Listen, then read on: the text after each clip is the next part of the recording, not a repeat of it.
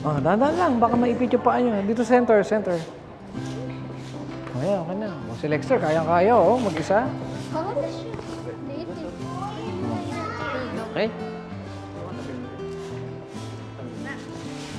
Okay na. Very good. Kids, pasensya na kayo, ha? Nadatnan yung marumitong paligid natin.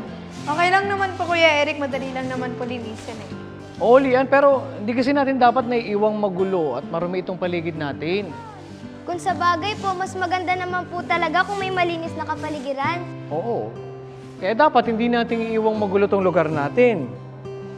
Kung kaya naman natin maglinis para mapanatili yung maayos at malinis na paligid, bakit hindi, di ba? O sige, okay na siguro, malinis na yun. Upo na kayo para makapagsimula na tayo.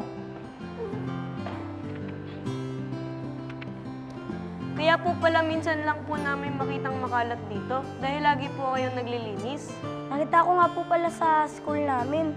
Bago po magpasukan noon, may mga grupo po ng kabataan na naglilinis doon sa school namin. Ang tawag po nila dito ay Brigada Eskwela. Nakikita ko din po yan, Kuya Eric. May mga grupo po palang tumutulong sa paglilinis ng ating paligid.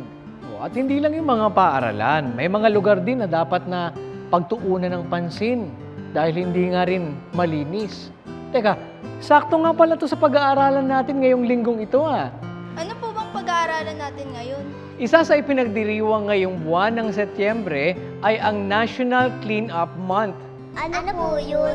Ito ay isang okasyon para hikayatin ng mga tao na maglinis at ayusin ang kanilang paligid para maproteksyonan ang kalikasan. Mas maganda nga po na habang bata pa lang po kami ay maging aware na kami sa mga ganyang issue ng lipunan. Nalalaman na namin kaagad ang pagkakaroon ng ganyang pagdiriwang. Oo, at sa ganitong proyekto ng gobyerno, nagiging maayos, malinis ang ating paligid at ligtas sa lahat ng mga tao, lalo na sa mga batang kagaya ninyo. At ang kaayusan ay itinuturo sa atin ng banal na kasulatan eh. Ito, basahin natin. Ang nakasulat sa aklat ng unang Korinto sa 14 at 40. Datapwat gawin ninyong may karapatan at may kaayusan ang lahat ng mga bagay. Makikita natin ang kaayusan ng ating paligid kung ito ay malinis. At yan ang ating verse of the day.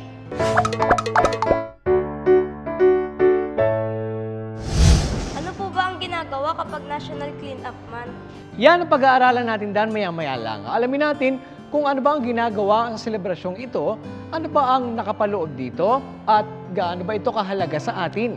Lahat ng yan sa pagbabalik ng KNC Show!